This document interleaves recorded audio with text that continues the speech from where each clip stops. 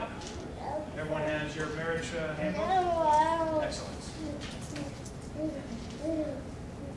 Okay. What would you do if your family was in danger of an incoming tornado? Of course, you would tell them what was coming and hurry to help them, hurry them to safety. Now imagine you have no voice, no words. To warn your loved ones that they are in danger. What would you do then? What does the tornado in the house represent? Of course, the house represents our family, while the tornado represents divorce. According to the National Center for Health Statistics, the national average for divorce is 3.6 per 1,000 population. According to Divorce Magazine, in 1998, Arizona was 11th in the nation for divorce rates. What are the reasons for divorce, might you ask yourself? First of all, finances. Second, the inability to manage or resolve conflict. And third, shaving your husband's back hair. Overall, what are the overall reasons for these things? The background, the real meat of the problem here. I believe it is lack of communication. According to Buzzle.com, lack of communication is one of the leading causes for divorce. A marriage is on the rocks when the lines of communication fail.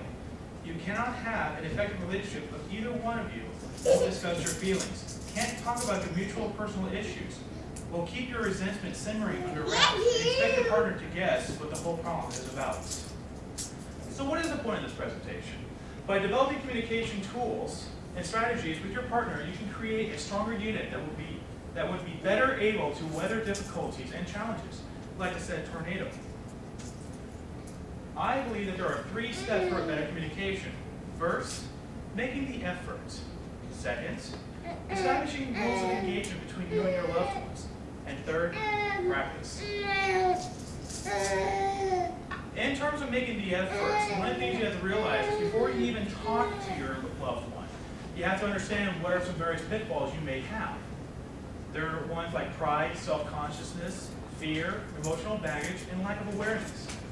What I mean by lack of awareness is sometimes the problem is there, and we don't want to see it or unable to see it until it is too late, and it becomes a larger problem. Sometimes, knowing what the danger looks like will make it easier to spot and resolve through collaboration and communication. Just like this red shirt guy, which will be dead in about 20 seconds, right? Now we're going to go on to establish the rules. First of all, every family is different and can create their own set of rules separate from another family.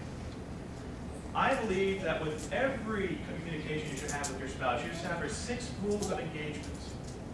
First of all, know and understand and agree that you would never intentionally hurt each other by word or deed. By doing this, you are able to understand and create an open and honest atmosphere.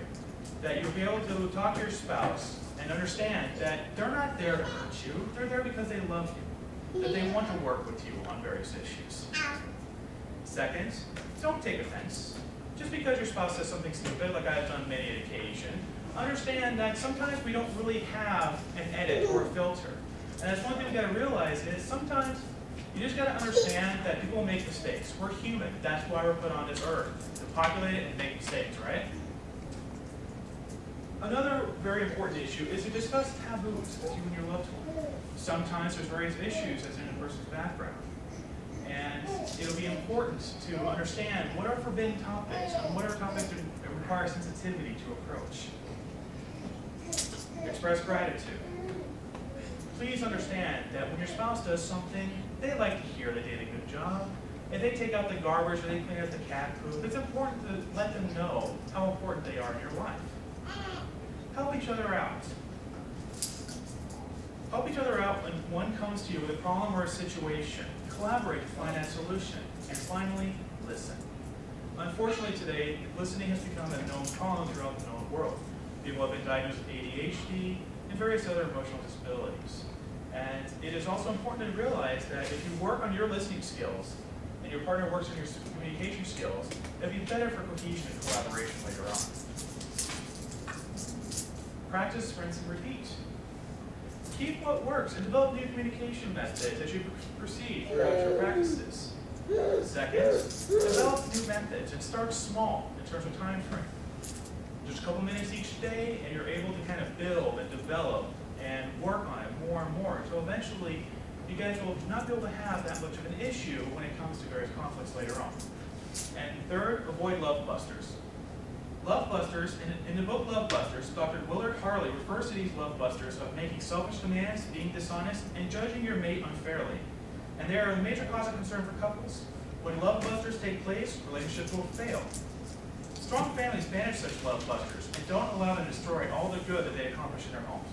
Most of all, as Tim Allen of Galaxy Quest has once stated, never give up, never surrender, constant, ever-ceasing vigilance and practice.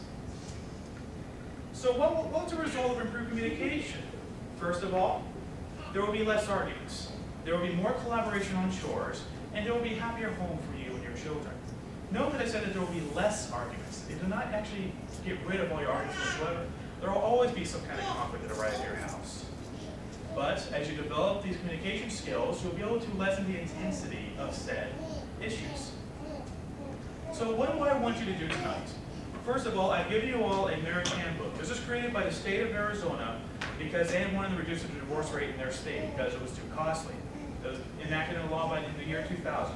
Please read through that. In fact, if you take a look on page 3, you'll notice it dedicated a whole section on learning effective communication. So tonight, I want you guys to take these handbooks home, read them, discuss with your partner, read them together, and discuss various things with your partner. And finally, set aside some time. Practice a little bit each day. Start tonight, 5 minutes before you go to bed, just talk about each other's days, and eventually progress into, I'm having these issues, or I want to talk about this. I feel like the chores need to be realigned, and create a plan on how you would communicate. And finally, I want you to start tonight. If you start tonight, it'll be better tomorrow. Thank you so much, and have a wonderful evening. Yay!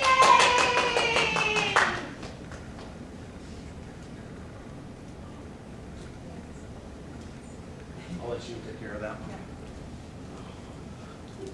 Move.